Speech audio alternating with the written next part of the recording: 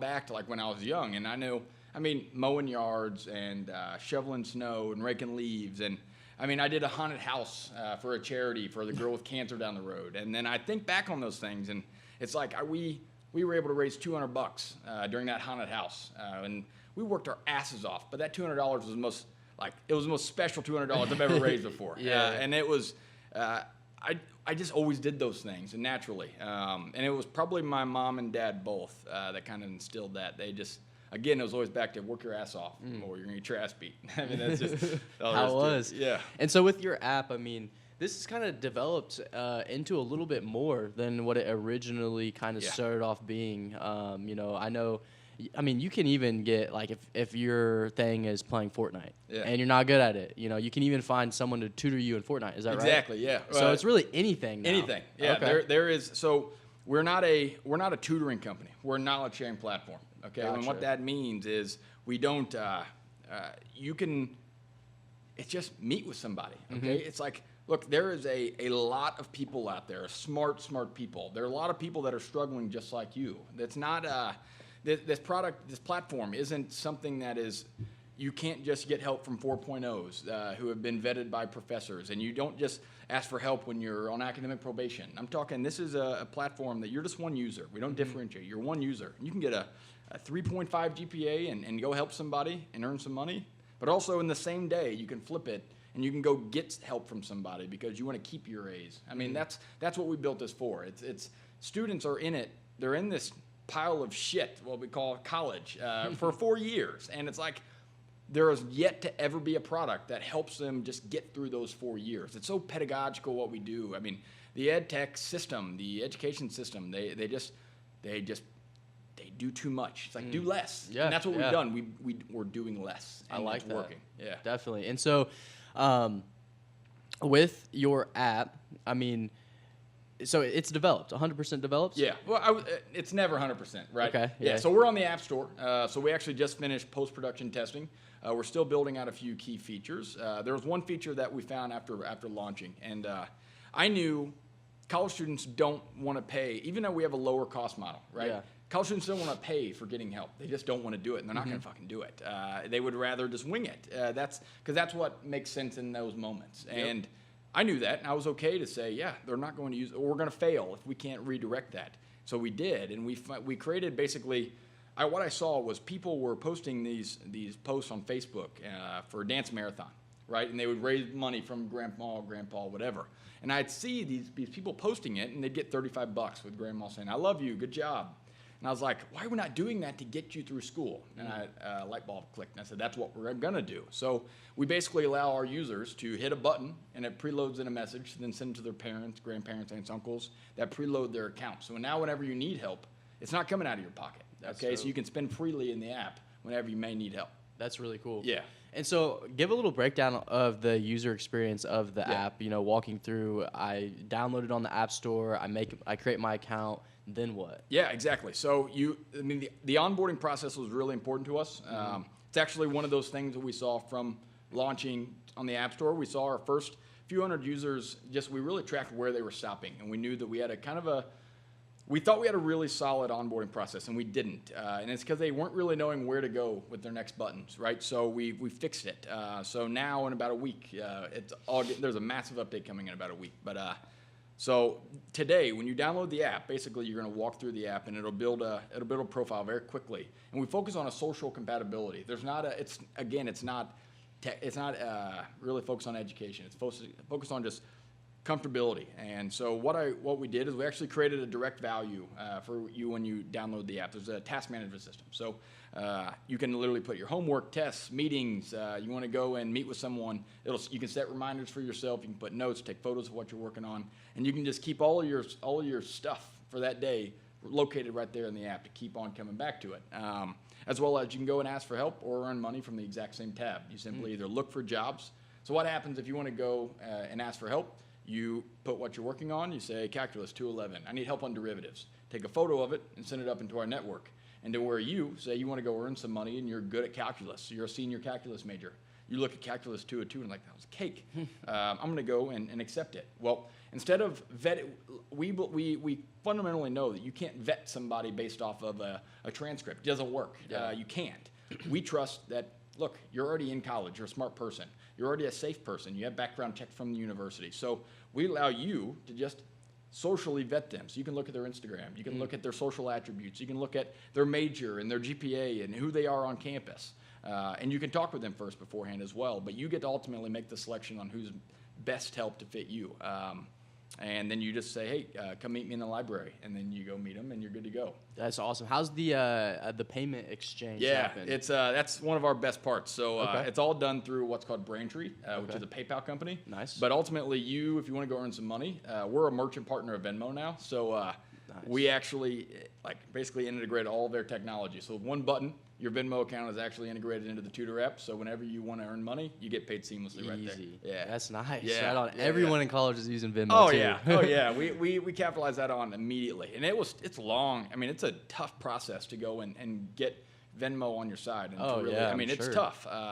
We spent a lot of time on a lot of money. Was it hard to contact them and get a hold of them? or Not hard really? to contact, right? Because like Braintree wants Gotcha. new merchants, but it's tough to get it to work. Yeah. It's tough to prove to them why you. Yes, and it yeah. is. I mean, there is a whole process behind it that they are very strict on, and the legalities of everything. They're really conscious of that as well. They don't want their brand tarnished because somebody got hurt on our platform. So they make sure everything is square, and it was long. But we also actually just did a deal with Google. Nice. So they own a company called Waze, W-A-Z-E, Yeah. and now we're a corporate partner of Waze. So every university that we go to, we create a new Waze carpool group, and they pay Okay. us to do so. So it's That's interesting. yeah, it's a real. So they advertise on our app right in the productivity page, and we then go and we help them on each campus we go to. It's Sweet. pretty dope. Yeah. That's awesome. Yeah. And you had mentioned, we were talking before this, touch a little bit on your marketing strategy. What you're doing to get this app known to Yeah. the masses. Yeah, it's this makes me not sleep very often. Yeah, this is the hardest part. This is going to be the make or break. If Yeah. we fail, it's because of this. But I did this in college. This is what I did in my campaigns and my time there, and I'm going to have to trust that because it was successful there, and I think I can replicate it.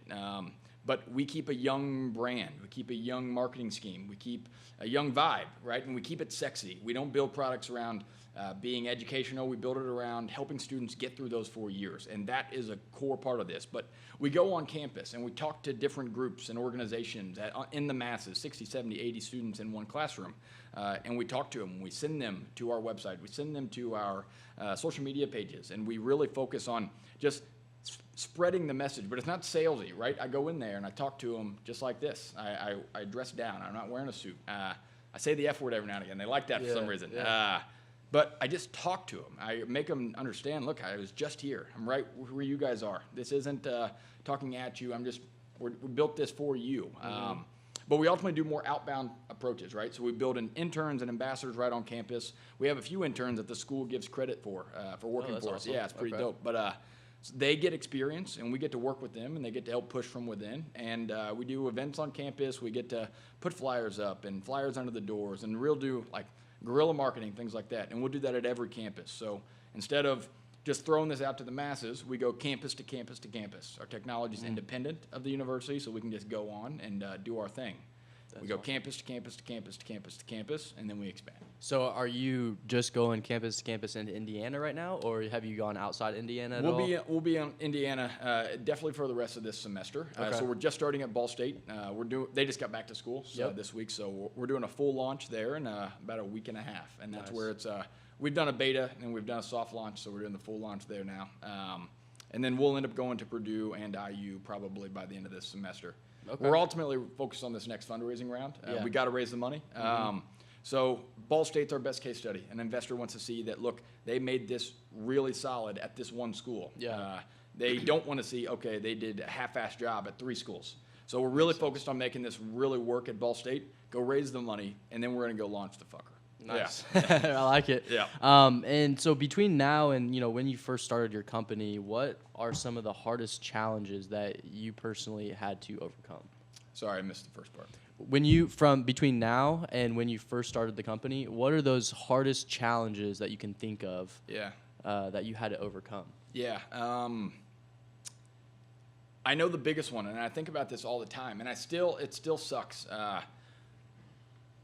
The imposter syndrome that everyone feels. Okay, I don't care what you're doing. I know everyone feels it, and they can throw these facades out like they're Joe Cool, whatever. But I think anyone in the entrepreneurship role, I think you could feel this, and really everybody in this room. You have those days to where things aren't going right, and you sit there and go, does everyone think I'm a phony? Does everyone think I'm an idiot? Am I going into the room, and as soon as I walk out, they say, that kid's a fucking idiot. That ain't ever going to work. That guy's not an entrepreneur. This is stupid. He's wasting his time. Is my dad right? Right? It's like I'm sitting there, and you think those things constantly. You think, I'm not an entrepreneur. I'm not this person. I'm not ever going to make this. You're right. 99% of these things do fail. Why the fuck do I think I can make it? It's those moments where you have to just shut up. You have to go and park yourself in a parking lot and get it out if you need to, and then you're going to turn the car back on. You're going to drive, and you're going to be better in a couple hours. You have to. That imposter syndrome is crippling to somebody. It's crippling to a company, and unfortunately, it happens to most. And some can't overcome it, but those who can end up being a lot stronger out of it. So the trolls out there, the people that are trying to get at you and try to fuck up your day, you got to get past it. And trust the vision. Definitely. And so that kind of is a good segue. We actually pulled something off of your LinkedIn profile. So this was in your bio, a pretty cool quote. And you had mentioned earlier how your mantra is just finding a way. Yeah. And so this reads, grit is 100% the most valuable trait that I possess. Although the other core values that drive success are important, none of them can be perfected unless someone is willing to acknowledge their own deficiencies and strive for proficiency, or relentlessly push limitations and set new ones beyond the comfort level. It is grit that embodies my mantra, find a way. Yeah. Dude, that is awesome. Yeah, and thank so, you. I mean, is that something you've always lived by? Or Always. Okay. Always. And so why? What made you have to have that mentality of I just have to find a way and I have to do it? Yeah. That's I don't know. That's who we are. That's my last name. That's kind of in my blood. We just, my parents had it rough. We all did. We figured it out. No one knows how to do this thing called life, right? Yeah. And the only thing you do is you get to look at other people. And my parents, I was fortunate enough to see two people just work their ass off for their one thing they cared about, their kids. So that's all I really knew. And my dad always instilled that. I know, like, my dad always instilled that in me. He always said, find a way. I don't care what it is, you find a way. And I actually remember this one time. I was in, like, the 8th grade, or the 9th grade maybe. But I came home and had, like, a D on my midterm in trigonometry. And I ended up coming home and told my mom, and I was kind of upset. And I was like, Mom, everyone got a D, okay? It's, like, not a big deal. And she goes, I don't care about everybody else. I care about you. Yeah. And she marched my ass into that school, and we had to go talk to my professor. And it was that moment I always realized I don't care about everybody else. Yeah. I care about you. And you're not everybody else. And that was always one of those things where it still resonated with me. You're not everybody else. If everybody else might be in that shitty job, you're not everybody else. You're you. So I think that goes into play. I don't know. Where I got it from, I don't know. But it's probably my upbringing. Yeah, it definitely goes into play with entrepreneurship. In my personal opinion, I think that, honestly, grit is the number one thing that anyone has to have in order to be successful at whatever they're trying to do, because it's up and down battle, life in general, not just entrepreneurship. I think it's in those moments when we're going through the hardest. Let's say, you're pushing to get that funding, or you're developing that app, or whatever it may be, and it's in those deepest, like those abyss moments when you're at the lowest of the low, when something is right around the corner to put you up there at that high point. Yes. And if people don't just push through with the grit, then that's when people fail, quote unquote. Yes. So failing. Yes. I will say, failing. Talk about it. I hate this. I'm very blunt. I'm very transparent, and I'm learning. First off, I'm learning, and I'm very opinionated, but I'm willing to listen. And if you'll ever look at my LinkedIn, you'll see that one of the most talked about traits that I have with a lot of my advisors, that I'm listening, and I will take advice, and I gladly take it. But when it comes to failing, I cannot stand that shit. Okay, it's like stop fucking wanting to fail. Yeah, okay? yeah, yeah. Whoever the fuck wants to fail, I don't want to talk to you. Okay, just get out of my presence because no one should. I always hear, oh, failing's okay, failing's good. Go and quick to fail. No, fuck that. Yeah. No one should fail. I don't like failures. Okay, but I don't look at it as a failure if you launch something and it doesn't work. Only if you get back up and you don't make that same mistake. Yeah, so more of a learning experience exactly. from that failure. Exactly. Failure is not good. I don't understand why we always have this narrative, failure is okay. Yeah. No, it's not. I don't consider it a failure if you learn something from it. If you can salvage the good things out of it. If you became a stronger entrepreneur, a stronger soon-to-be entrepreneur out of an experience, sure. Yeah, maybe you didn't make it, but failure is not good because failure is a negative word.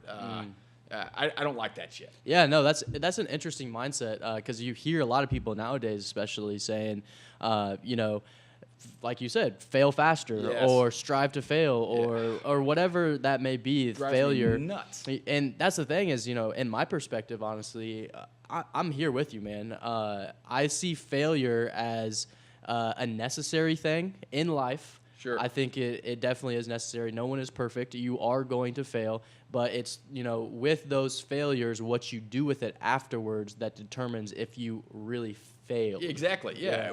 It was either a lack of success, rather. Yeah. I think that's a better way to put it. If you tried, if you went balls to the wall, you gave everything you could into something and it didn't work. That's not a failure.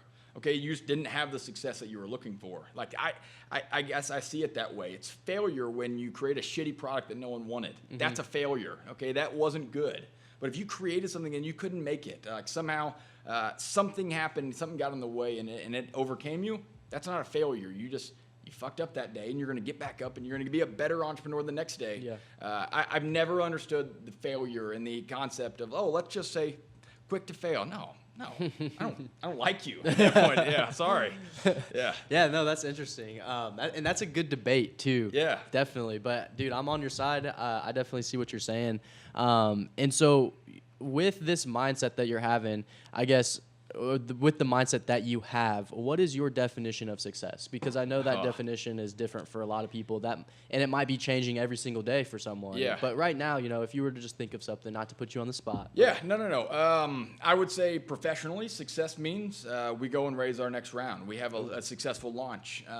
We continue to build out a product, and the customers are being as receptive to it as we think they will, and what data has shown. That's going to be a successful launch for me. Success personally, I get to keep doing this, and I get to see this through, and I get to continue to meet new people and do shit like this. That is success to me. To keep on going. I'm 24, right? So I'm not looking to be Zuckerberg. I'm not an Elon Musk. I'm not one of those people yet. Could be. I don't know. But I think success in the next 60 days, 90 days, 120 days. I think success in the next 12 months is me continuing to be able to do what I'm doing every day.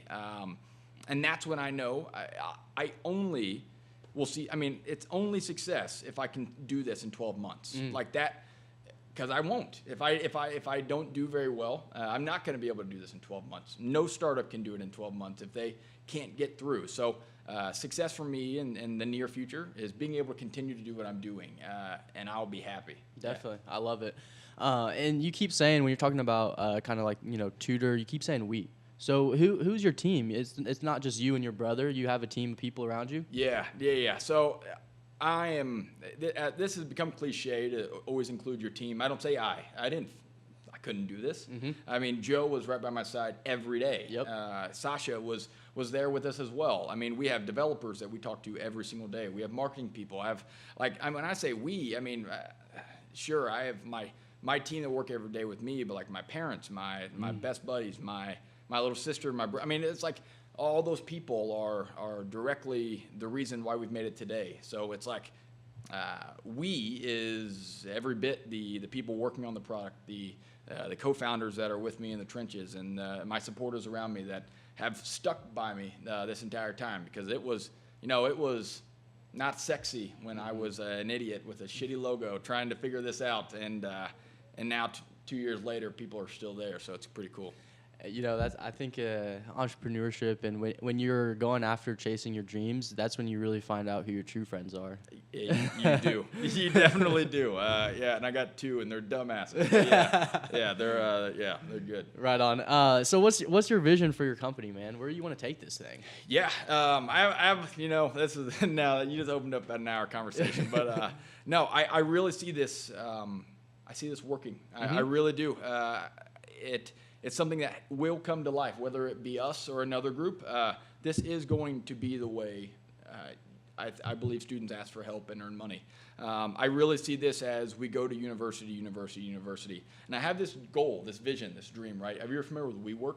The company, I think I've heard of it before. They're like Not multi-billion-dollar corporation, young tech company, but they basically do co-working spaces in the big major cities. Okay. And then they've started to kind of like now they renovate offices for WeWork branded. But I have this vision that one day we'll go to a university and we'll be prominent there, and we'll basically get to build tutor lounges on the campus. Oh, that's dope. So Okay. we take their tutoring centers that they currently have, which suck, and we say, let's overhaul this. We're going to have WeWork come in and basically create a WeWork tutor lounge. So it's the tutor lounge by WeWork, and it would be geographically intertwined into the app, so where students could come and go as they please 24/7.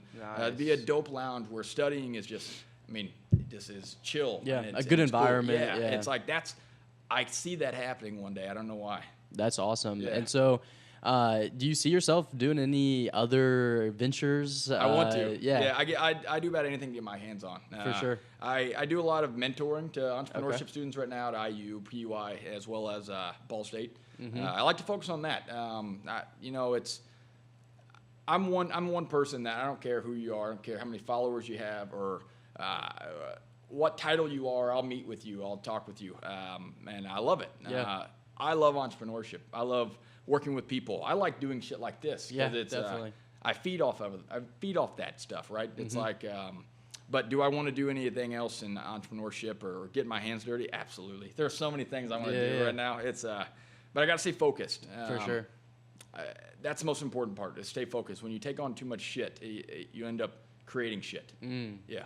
That's a good piece of advice right there. And so, you're mentoring students, right? Yeah. IUPUI, these college campuses for entrepreneurship.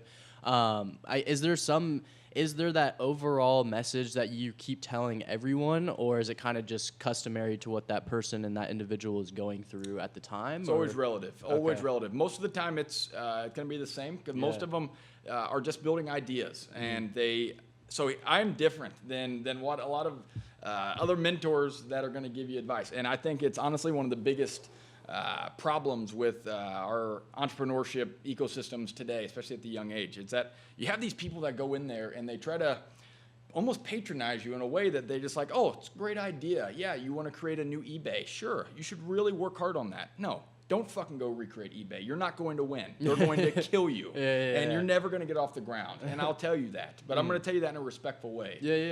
Because they need to hear that. No, don't go fucking recreate Facebook. No, don't go create a photo app. Don't go and create the next LinkedIn, because you're not going to make it. But let's redirect this thinking, okay? You're thinking in a way that I like it. You're thinking in a way that is strategic, and you're using creativity. Okay, let's funnel that. And let's create something that's somewhat good or somewhat usable, because what you're saying now is stupid.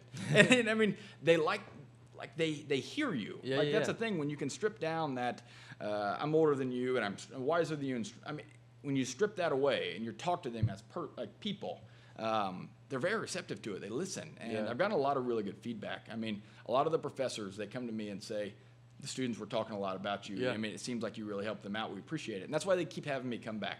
That's awesome. I feel like nowadays, I mean, especially our age demographic, one, people can see right through bullshit. Yes. And two, they respect people more if they're just honest. They tell the truth. And even if it's hard sometimes, they would rather have someone like you say, no, that's a shitty idea, rather than someone just be fluffy and be like, oh, that's a pretty good idea. Direct with respect. Yeah, exactly. I love it. I love it. And they need it. They need it. Yeah. Why would we ever have people in their most vulnerable days, in the days that they're learning how to make bad habits and good habits, and we're allowing them to go out and say, oh yeah, I'm going to go and try to, I'm going to go create a company that has no business model. I'm going to go create a company that has already been out there and has been done 10 times by multi-billion-dollar corporations. We let them do that. And I'm just like, why? Tell them they can handle it. They're adults. Go tell them that their idea is shit. But maybe if they want to keep trying, then they can prove me wrong. But I'm going to tell you, it's not very good, or, hey, that's badass. There was a kid named Sam. He's at IUPUI, and he has this idea for it's called aquaponics. Let me tell you, that kid can do something. And it's very, very cool. It's something that I would put money in today. I believe in that kid right there. He told me it in 5 minutes.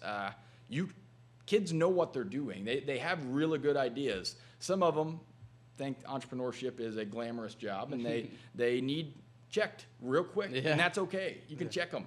They can handle it. And if they can't, they shouldn't do it anyway. Yeah, that's so true. Yeah. Gotta have that grit. Gotta have that grit. I'm curious, are you reading any books? Are you watching a lot of YouTube videos? Like, what are you doing as far as a self-education aspect? So I am this is weird. I don't read. I hate reading. Okay. It gives me anxiety. I just don't like it. I do a lot of YouTube videos. I talk a lot. I have a lot of conversation. I don't care who you are, but this is weird. I listen to a lot of music. I'm a music guy. It's a lot of more acoustic settings. I like passion.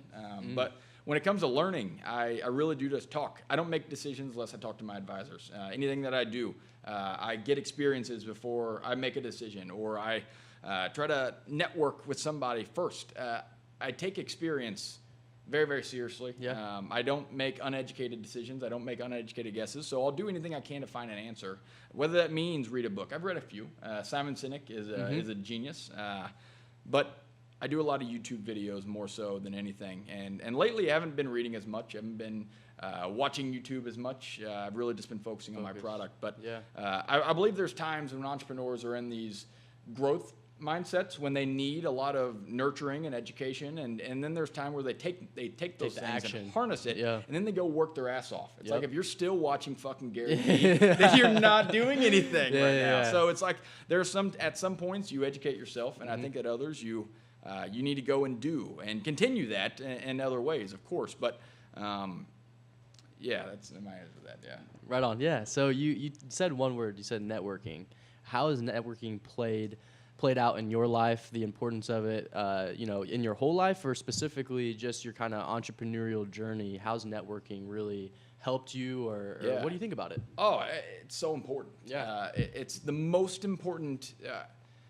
It's the most important skill. It's a skill. It's every bit a skill, and it's so important if you want to be a professional today and you want to be successful today. You have to go network. You have to be a genuine person, right? That you want to go people can feel that if you're going there and you have an agenda for talking to them, they're not gonna do anything for you. You have to go, and networking is real, and it got me through high school losing weight. It got me through my campaigns, and it got me through being able to go and start pitching and debating and figuring out what marketing on campuses was. And one of my buddies, Hunter, he was my age, and he's like, you know what, you need to go meet this guy named Ted at Ball State. He'll help you.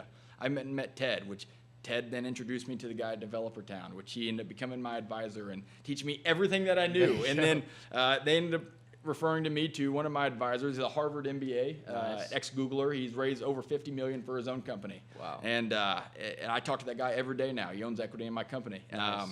And it's people like that is only due to networking. Networking is the best thing ever. I mean, you get to leverage experience and these just intelligent people. I mean, these people that are so smart and so skilled in different ways. And when you're able to look back and say, I suck at marketing, I suck at pitching, or I really suck at finance and accounting, or hey, I am really good at all those things, and I suck at building the product. Networking comes into play and allows you to pick up where you lack. Definitely. And so I have two more questions, but before we finish this off, where can people find you? You can find me on LinkedIn. I'm a big fan of LinkedIn. You can find me on Instagram and Snapchat, Facebook, really all of them. What's your handles? We'll W Crouchy 94. Yeah, on all of them. Yeah, nice. I like it. Yeah. And then Is there anything that you want to say before, we get off this podcast? Any shout outs, anything that you kind of just want to get out there? Or if not, no worries. No, yeah. I'll give you guys a shout out. I think this is dope what you guys are doing. Dude, I appreciate the only reason I'm here is because I think this is dope. I didn't come here for a personal benefit, right? Yeah. It's like I didn't know who's going to listen to this. But I believe in what you guys are doing. I think it's really cool. You don't know what the fuck you're doing, and that's okay. You're just trying to make it every day. The things, look what you guys are doing right now. I think when you sit back and take a look at it, like we're looking at downtown Indianapolis with people walking by, and we're two young guys that have no clue what we're even saying, but we're just doing it at 10 o'clock at night on a Tuesday. That's awesome. Like, that gives me goosebumps. And so I give you guys a shout out. This is really cool, and you should keep it up because the city needs it. It's something that lacks here, and I think it could really work. Dude, I appreciate that. Yeah. I got cold chills right now. Yeah. But my last two questions. So this first one, what impact do you want to have on this world? Yeah, that's I take that to heart because this is very arrogant of me to think this, but I've always thought I could be an Elon Musk, a Zuckerberg, and I don't think it's one, they're so fucking smart, but I think it's more than just that, right? They have these set of skills that they're relentless, but I believe those people build great products that people just need without even knowing that they need them, and that's what I want to do. I want to build great products that people actually need. I want to create change in a way that is done by purchasing something. That's what our whole economy is made of. That's what our society is, unfortunately. But it makes life a little bit easier some days. There are things that people can buy that make you feel powerful. It helps you get through school. It helps you go and find the person that you want to be with and do the things you want to do every day. It's like, I want to create products that help people go and just make life a little bit easier. I don't know why. I don't know where it came from. I just like it, and it's fun. I also want to create great brands. I'm a big branding guy. You don't have a company if you don't have a good brand. Dude, let's touch on that real quick. Yeah. And that's something big that I, harp on to, our team and then just the people that we're talking to is nowadays I truly believe that business of the 21st century, business and brand are two separate entities nowadays. Oh. And it's about coming together and being able to integrate and infuse them into one to make a good overall business. Yeah, I fundamentally believe that your brand is more so your product than what your product is, and then your product reinforces that brand. Yeah, right. It's like Apple is Apple because of Apple, and what they consistently do, and their messaging is constantly around. Right. It's not because they have AirPods. Right. It's Apple has created those AirPods, which reinforces Apple's brand to us, and branding is the most important thing today. We naturally, as people, instinctually, we look at what attracts us, what catches our eye, what makes us think about something, what makes us want to share it or like it or put a sticker on our fucking computer. It's like, that is not a product, okay? That is your brand. That is that is the most important aspect of a company, I truly believe. In some situations. Sometimes like skill, it's a different story, but overall, when you create something that is a consumer product, your brand, if you don't have a good brand, good luck. Yeah. Because I ain't fucking buying it. I feel that, yeah. Brand is really that fuel to get you to just have long-term growth. Yeah. And I truly believe that strong brand just helps drive more sales at the end of the day. So yeah, that's awesome. You had to say that, so I had to touch on it. Yeah, absolutely. But my last question, so if there was one lesson that you could leave behind to your future kids, the ones that you care about, you go through life, you become a multi-billionaire off of tutor, you do all the things that you want to do, you're at the end of your life, and there's only one thing that you can write down on a piece of paper, and that's the only thing that people will remember you by. What is that piece of advice, that lesson that you would give to those ones that you care about the most? Yeah. Respect others, respect yourself, and find a way. That's those. Do those three things, and you'll be successful. And whatever that may be in relationships, whether that be starting a company and being the best salesperson at a big corporation that you could ever be, respect others, respect yourself, and you find a way through anything. I don't see somebody having a problem with any hurdle. And no matter what they do those 3 things: respect others, respect yourself, and you find a way. There, it's luck. There you go. You guys heard it right there. Respect yourself, respect others, and find a way. Dude, Wes, I appreciate you for coming out, spending some time here at 120 Collective. This was a great episode. Episode 13? What? Yeah, that's episode dope. 13. That's so dope. we're moving, we're grooving. But yeah, man, any way that we can help you out, feel free to reach out to us. Yeah, likewise. We'll definitely stay in contact. And like I said, I appreciate you coming out. And thanks for spending time on Novelty Voice. Yeah, likewise. Thanks, guys. See ya.